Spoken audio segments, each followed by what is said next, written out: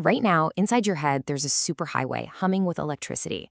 It's a biological network that powers literally every single thing you think, feel, and do.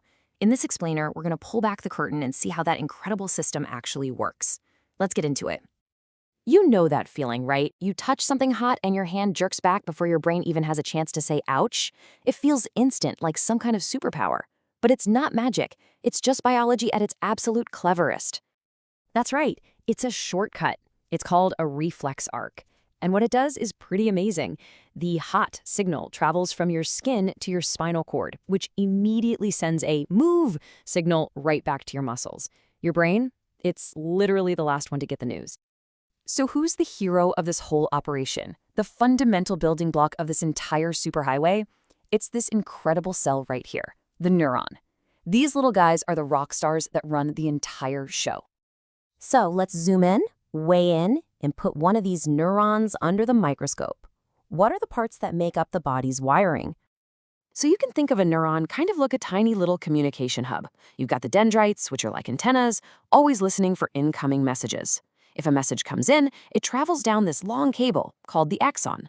Now, see that fatty stuff wrapped around it? That's the myelin sheath. It's insulation, and it makes the signal travel super, super fast. And finally, at the very end, you have the terminal branches, which send the message on to the next cell. Now, this is a really important point. Neurons work on something called the all-or-nothing principle. There's no dimmer switch here. Once a signal is strong enough to hit a certain threshold, the neuron fires with everything it's got. If the signal isn't strong enough, nothing. It's either all on or all off. Okay, so the light switch is flipped. The neuron is on. But what does that actually mean? How does that electrical spark travel all the way down the neuron? Well, it's a process called the action potential. Think of it in 3 stages. First, the neuron is just sitting there, charged and waiting. Then, when it gets a signal, tiny little gates on its surface fly open and a flood of positive ions rushes in. That's depolarization. That's the spark. And then, just as quickly, it pushes those ions back out to reset itself. That's called repolarization. It's basically getting ready to fire all over again. And this graph shows that process perfectly. See that flat line at the bottom? That's the neuron just resting. But when it gets a signal that hits the threshold, bam, look at that massive spike. That is the action potential, a huge split-second jump in electrical charge before it calms right back down. And this isn't just a single flash. It's more like a wave or a line of dominoes falling. As you can see here, when one part of the axon fires, it triggers the next part, which triggers the next, creating this beautiful ripple of electricity that zips all the way down to the end. So, our electrical domino chain has reached the very end of the neuron. But now what? It hits a roadblock. There's a tiny, tiny gap between it and the next cell, and electricity can't just jump. It's got to do something else. This microscopic gap is called the synapse. It might be one of the smallest things in your body, but you could argue it's one of the most important, because this is where all communication happens. So, to get across that gap, the neuron has to do something amazing.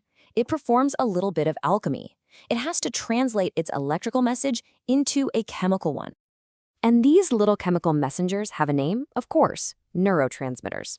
They're like tiny couriers, released from one side, floating across the gap, and delivering their message to the neuron on the other side. But here's where it gets really, really interesting. Not all of these messengers carry the same note. Different neurotransmitters deliver very different instructions, and they are the true masters of our moods, our thoughts, and our actions. This chart, right here, this is where it all becomes so personal. These tiny little chemicals literally shape our reality. Take serotonin, for example. It helps control your mood. If you don't have enough, it's linked to depression. Or look at dopamine. It's involved in movement and emotion. Too little is linked to Parkinson's disease. Too much is linked to schizophrenia. It's an unbelievably delicate chemical balancing act. And when any part of the system breaks down, the effects can be devastating. For instance, in multiple sclerosis, the body's own immune system attacks that myelin sheath, the fatty insulation we talked about earlier.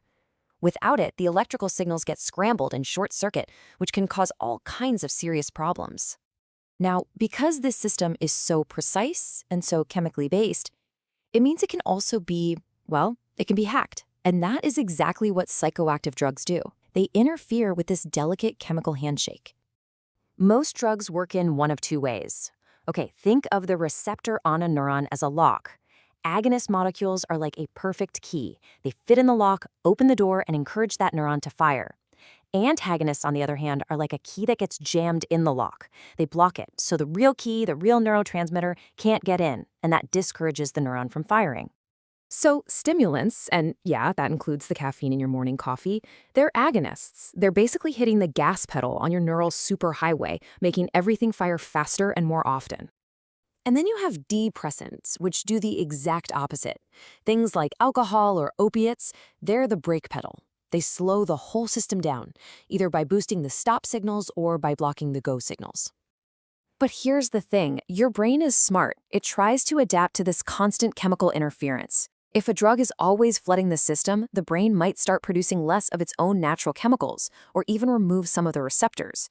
And that leads to tolerance, where you need more and more to get the same effect, which is the beginning of that devastating cycle of addiction. Just try for a second to wrap your mind around the scale of all this. Everything we've talked about, every spark, every single chemical handshake, is happening trillions of times over in your body, right now, this very second. So in the end, it all comes down to this. Every memory you cherish, every feeling that sweeps over you, every single choice you make, it's all just a complex dance of electricity and chemistry.